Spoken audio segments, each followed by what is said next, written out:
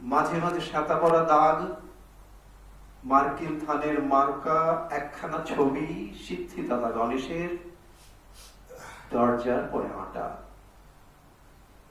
আমি ছাড়া ঘরে থাকে আরেকটা জীব, এক ধারাতেই, সেটা টিকটিকি। তফাৎ আমার সঙ্গে শুধু নেই তার অন্যের অভাব।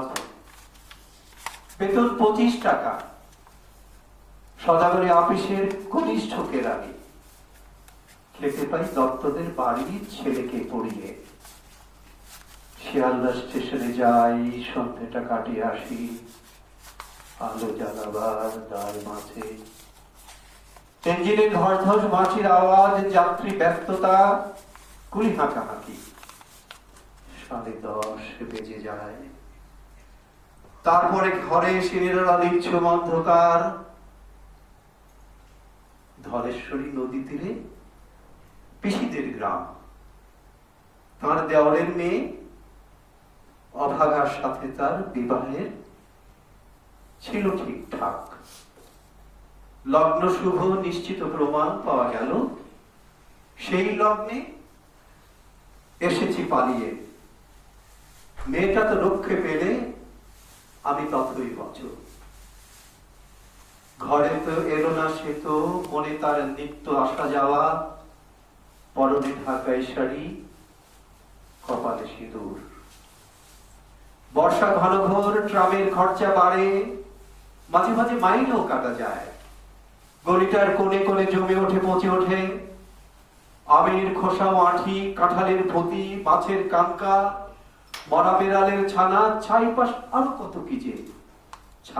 ছাতার অবস্থা খানা, জরিমানা দেওয়া মাইনের মতো বহু চিত্রতা।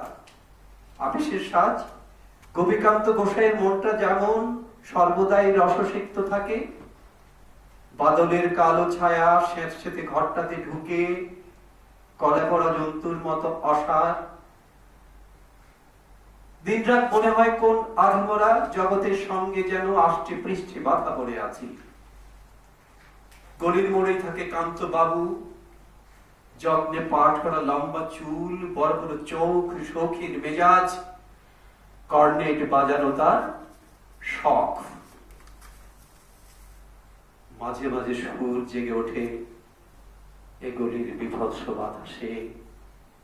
কখনো গভীর রাতে, ভোরবেলা আলো অন্ধকারে, কখনো বৈকালে ঝিকিমিকি আলোয় ছায়ায়। হঠাৎ সন্ধ্যায় সিন্ধু মাড়োয়ায় লাগে তান, সমস্ত আকাশে বাজে অনাদিকালের বিরহ বেদনা। তখনই মুহূর্তে ধরা পড়ে এগুলিটা ঘোর মিছে, দুর্বিষহ মাতালের প্রলাপের মতো। হঠাৎ খবর পাই মনে, আকবর বাদশার সঙ্গে হরিপদ কেরানির কোনো ভেদ নেই। মাসির করুণ ডাক বেয়ে ছেঁড়া ছাতা, রাজ ছত্র মিলে চলে গেছে এক বৈকুণ্ঠের দিকে। এ গান যেখানে সত্য অনন্ত গধূলি লগ্নে, সেইখানে বহি চলে ধলেশ্বরী।